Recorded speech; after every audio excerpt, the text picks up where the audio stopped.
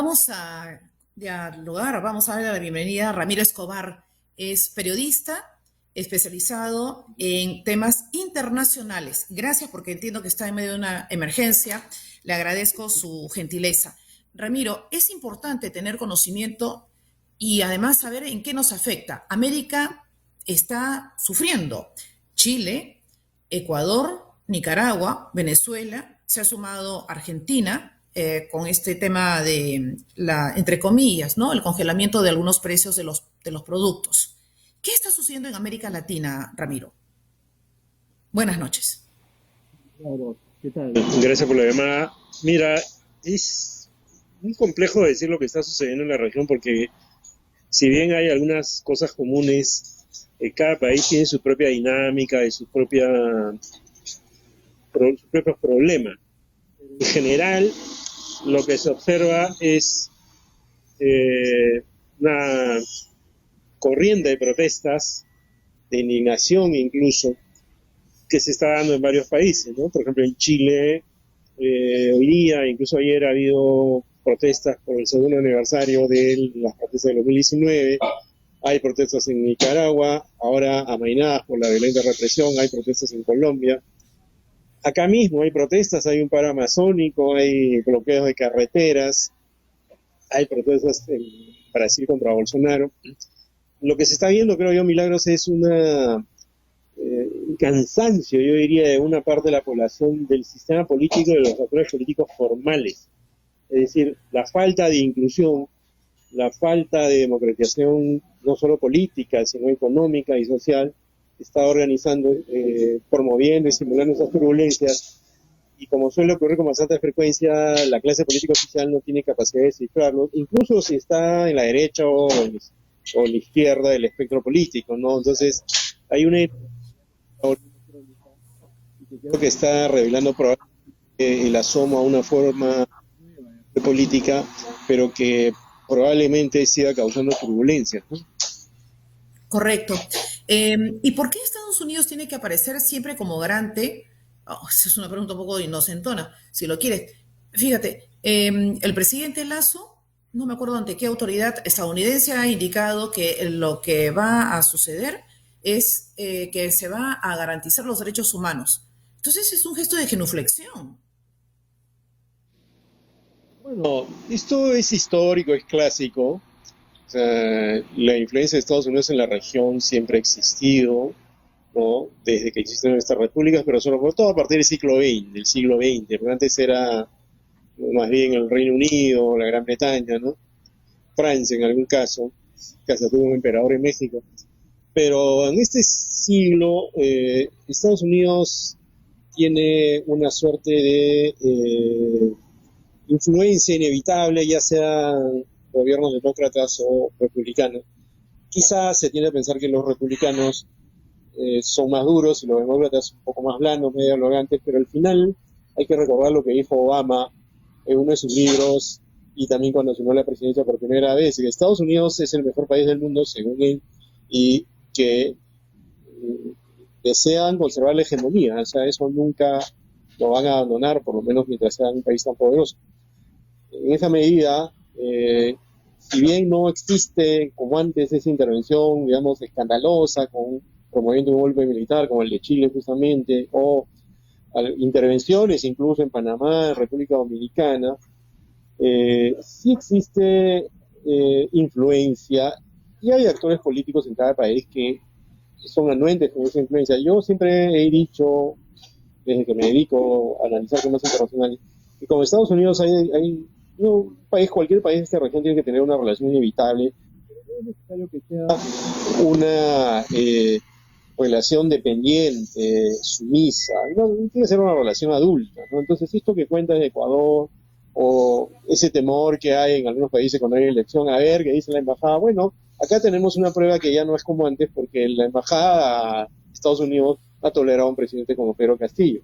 Claro, eso no quiere decir que va a ser anuente con todo lo que haga, pero había pronósticos catastróficos sobre eso, ¿no? Que Estados Unidos no lo iba a querer. Entonces, ya tendríamos que dejar esa mentalidad tan dependiente de asumir que somos un Estado, Estados Unidos es otro Estado, y hay que llevar unas relaciones lo más adultas y llevaderas posibles, ¿no? Es una relación inevitable también. Si fuera así, entonces Venezuela no estaría pasando por... Si fuera así, digo, Venezuela no estaría pasando por todo lo que estamos asistiendo, viendo. Bueno, Venezuela es un caso peculiar, ¿no? Porque evidentemente hay un régimen autocrático hace varios años, pronunciado en la época de Maduro por la caída del petróleo, el precio del petróleo. Un régimen de ese tipo puede funcionar cuando hay un líder como Chávez, carismático, más allá de que nos guste o no, o un petróleo en alza, pero no funciona cuando hay un petróleo en baja y un líder pálido como Nicolás Maduro. Entonces, lo que hay en Venezuela es una catástrofe económica, política y social, evidente, ¿no? Pero lo que ocurrió en los últimos días es interesante, ¿no? Estaban negociando Milagros en México con algún éxito, por ejemplo, habían dejado entrar ayuda humanitaria, poniéndose de acuerdo la oposición y el gobierno para enfrentar la pandemia, pero hace poco han extraditado de Cabo Verde, una isla, a Estados Unidos, a Alex Saab, un operador del gobierno de Maduro, y Maduro se ha puesto en pie de guerra e incluso ha abandonado las negociaciones, lo que sugiere que ese parece ser muy importante para ellos y podría saber mucho del gobierno, del régimen de Maduro y podría causar muchos problemas a partir de lo que cuente o revele. Entonces, todas estas son formas, para volver al punto anterior, en las cuales el modo de hacer política en esta región es un modo con frecuencia turbio, díscolo, ¿no? Poco afecto a descifrar realmente lo que siente la gente, o lo descifra por momentos cuando hay dinero y después ya no. Pero, por ejemplo, en este caso capaz de defender un individuo que es sumamente cuestionado, porque parece que no era solo un operador político, sino un operador económico. Entonces, es muy, muy difícil la situación en Venezuela.